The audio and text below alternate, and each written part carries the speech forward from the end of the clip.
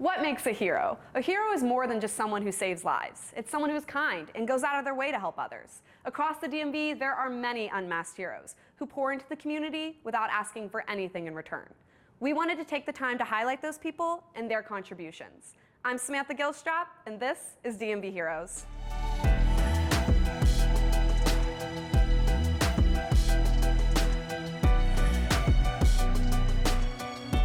Have you ever struggled to make friends? Moving somewhere new can be scary, but that's how Friends In came about. It's an organization helping you build community wherever you're at.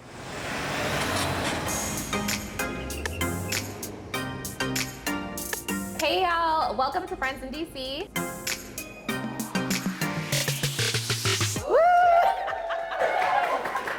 Thanks for having me. I'm Onose. Was born in Florida, moved to Nigeria, and then when I was 16, I came back to the US for college. And where'd you go to college? Florida Southern College in Lakeland. Okay, nice. Did your family come with you? When we moved from the US to Nigeria, they did come with me. Okay, now when you came back to the US though, they didn't? They didn't. Okay, and what was that like, living in the US without having your family with you? So thankfully I had a grandma, and she had lived in the US, so she was still here, and so I would be on campus, but I would come see her on weekends, and so that was a huge saving grace. So you went around a little bit, lived in a couple different places. How did you end up coming to DC? While I was in college, I had friends who went to Howard, and so I would come visit them all the time. I just loved the culture, I loved the city, I loved how empowered I felt and how beautiful I felt in DC, and I just knew when I was done with Florida that I would be moving to DC, so I moved. Now, back in college, what were you studying? What were your aspirations back then? I was studying nursing, so I was doing nursing and pre-med, and the goal was always to be a doctor. Since I was literally a baby, I wanted to be a doctor. You've kind of transitioned your career to more doing, digital creative side. Can you tell us a little bit more about that shift? As I took a break to study for the MCAT and to write my personal statement, which basically asks you, why do you want to be a doctor? I sat down to write it, and there was not a single reason to me why I wanted to be a doctor. All I could think of was how much I did not want to be a doctor. Everything I've known up to this point was medical school. What am I supposed to do in the world now? It kind of feels like I'd lost my identity, and so I was just trying to figure out where to go from there.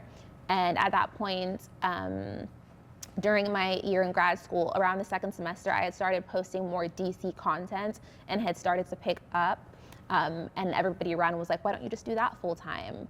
And so eventually it kind of edged to the point where it started to move in that direction. Can you tell us more about High Vibe as well as Friends In? I'd love to know how those got started. So when I took that time for myself, I realized that I really needed community coming out of it, because we heal within ourselves, but we also heal in community.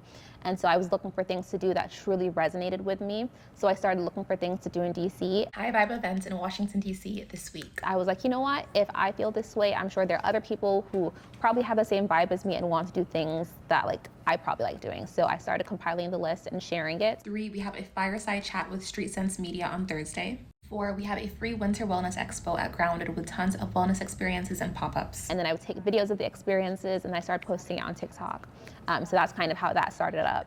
And then Friends In started up maybe a couple months later. And that was because I just didn't feel like there was a space for people to sit down and really get to know each other on a very intentional level. It can be really nerve-wracking just being out and getting to meet people, and so we just really wanted to create a safe space where the next person and the other people that you talk to at this event are also here to make friends. And speaking from personal experience, I was very introverted then, and I was like, when I think of making friends, I think of maybe the bars and the clubs, but then you don't know if the other person actually wants to talk to you or be your friend, and it's like, where do I go to be asked something other than what do I do for work?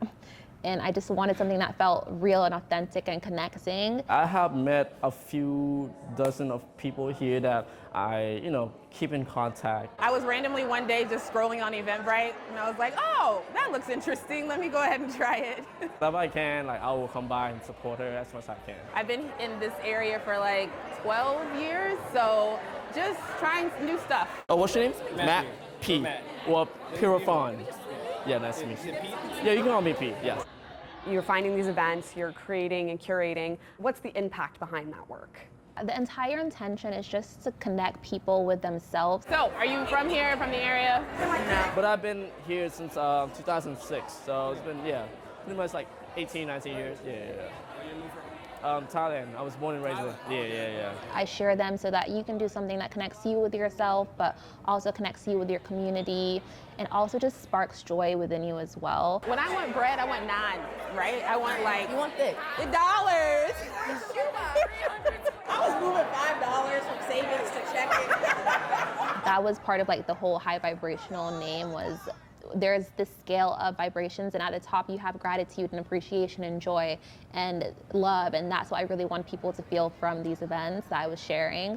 I really just want to empower people to show up in the way they feel called to and give them the tools to do that, so like through the events. During times like this, community and pouring into myself so that I can pour into others is what keeps me grounded. So let's go for one of my favorite events called I Am the Dream. I meet a lot of people a lot of the time, and they're like, oh, we love your page and thank you, like you brought me out of your comfort zone. And to hear somebody say like I was very introverted or I didn't feel comfortable going for things alone, but like seeing you post your things or like seeing you go on solo dates empowered me. How do you find the spaces to host these events? With Friends In, it was very, very important for me to curate something that just felt right, and the space was a really big part. So it was actually really super intentional with the spaces. When I first moved to DC, I would come to Eaton, and I just fell in love with like the greenery and just like the open space. This is my first time being in Eaton House. Can you explain what kind of space this is? Eaton House is a community hub for creatives. During the day, lots of people do creative co-working here. They take meetings here. It's amazing. In the night, they have tons of creative events. There's like a Not a Creative kickback. We have Friends In here. We have lots of beautiful work. Artists have put their work here, and it's just so powerful and so moving, and it feels like such an expansive space. The monthly event, we usually have it second Friday of the month. It's like at 7:30 p.m. People come. We have... Okay, everyone, it's time to swap cards. And then after this, we'll be done with round 3.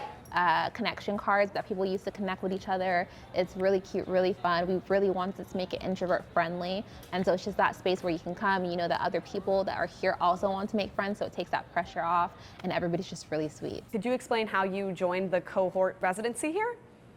I actually just got an email asking if I wanted to be part of the residency, and that's how. Did you ever hold events before you were part of the residency, or did that come after? We did our first event at Binge, and it sold out literally immediately, and that gave me the confidence to be like, I think this is something that other people want. And the event went so well. Even afterwards, there were tons of people being like, please, can you bring this back? And so that's when I was already in contact with the marketing manager at Eaton, and I was like, you know what? I love Eaton. I would love to do it in a bigger space. And so I reached out to ask if he could connect me to the person who was in charge of the house, and that's how I got connected to Pete. And then we did our trial in January. It works great, and then I think I became like a resident in February or so. It's very refreshed, because like I live here almost 2 decades.